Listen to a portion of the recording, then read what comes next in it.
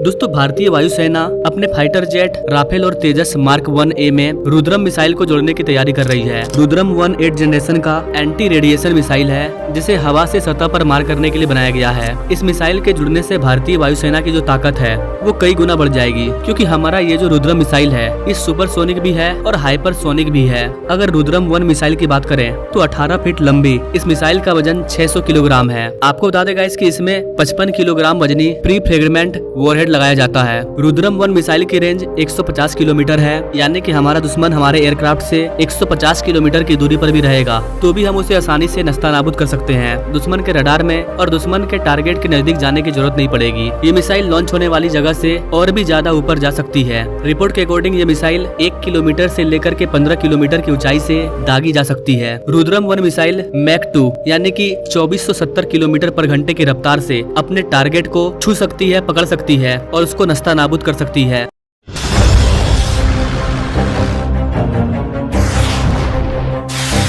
और इसी में अब ये चर्चा स्टार्ट हो चुकी है कि रुद्रम 1 को अपने राफेल और तेजस में लगाया जाएगा। इसके अलावा आने वाले टाइम में हमारी वायुसेना इसे तेजस MK2, एमका और टेड BF फाइटर जेट में भी लगा सकती है। अगर ये पूरी तरह से सफल होता है तो भारतीय वायुसेना के ताकत में 4 चांद लग जाएगा। अगर बात करें तेजस मार्क 1 की तो इस वाले फाइटर जेट में पहले से DFCC को लगाया गया है। साधारण भाषा में DFC का मतलब होता है फाइटर जेट से मैनुअल फ्लाइट कंट्रोल को हटा करके इलेक्ट्रॉनिक इंटरफेस लगाना, यानी कि कंप्यूटर विमान को उड़ाते समय पायलट के मुताबिक संतुलित रखता है। इस सिस्टम में रडार, एलिवेटर, फ्लैप्स और इंजन का नियंत्रण इलेक्ट्रॉनिक तरीके से होता है। Fly by wire fighter jet को स्टेबलाइज करता है, यह विमान को सुरक्षित बनाता है। वही हमारा राफेल भी कुछ ऐसा ही है। राफेल का विकास भी एक बेहतरीन फाइटर जेट के तौर पर हुआ था। राफेल लड़ाकू विमान को 1 या 2 पायलट उड़ाते हैं। राफेल की लंबाई 50.1 फीट है। इसके पंखों का जो स्पैन है 35.9 फीट है और इसकी हाइट 17.6 फीट है। इसकी अधिकतम गति 1912 किलोमीटर पर आवर है, लेकिन कॉम्बैक्ट रेंज 1850 किलोमीटर है।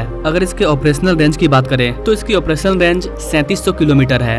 राफेल की अधिकतम ऊंचाई 51,952 फीट है, यानी कि इतनी ऊंचाई से ये फ्लाई कर सकता है। यह लड़ाकू विमान 1 सेकंड में 305 मीटर की सीधी उड़ान भरने में सक्षम है। इसमें 30 mm की ऑटो कैनन लगी है जो 125 राउंड प्रति मिनट दागती है। इसमें air to air, air to surface, nuclear deterrence missile लग सकते हैं। इसके अलावा इसमें 14 हार्ड पॉइंट्स हैं। इसके अलावा भी कई अन्य तरह के बमों को भी इसमें तैनात किया जा सकता है। अगर ओवरऑल देखा जाए तो भारत का ये दोनों फाइटर जेट बिना रुद्रम का भी खतरनाक है। ऐसे में अगर इसमें रुद्रम आ जाता है, इन दोनों मिसाइल में रुद्रम को जोड़ दिया जाता है तो ये और भी खतरनाक फाइटर जेट बन जाएगा। यही कारण है कि बोला जा रहा है कि अगर रुद्रम को इन दोनों फाइटर जेट में जोड़ा जाता है तो भारतीय वायुसेना की ताकत कई गुना बढ़ जाएगी। जाते जाते गाइस आपको बताना चाहेंगे कि भारत ने दुनिया के सामने दुनिया का सबसे बड़ा फाइटर जेट के डील को सामने रखा है और इसके लिए दुनिया भर की कई कंट्री ने अपना अपना इंटरेस्ट दिखाया है कि इस वाले डील को हमें दे दीजिए, इस वाले डील को हमें दे दीजिए। लेकिन भारत ने यहाँ पर एक नया शर्त रखा है। भारत को 114 फाइटर जेट को बनाना है और ये डील करीबन $20 बिलियन का होने वाला है। भारत के द्वारा कहा गया है कि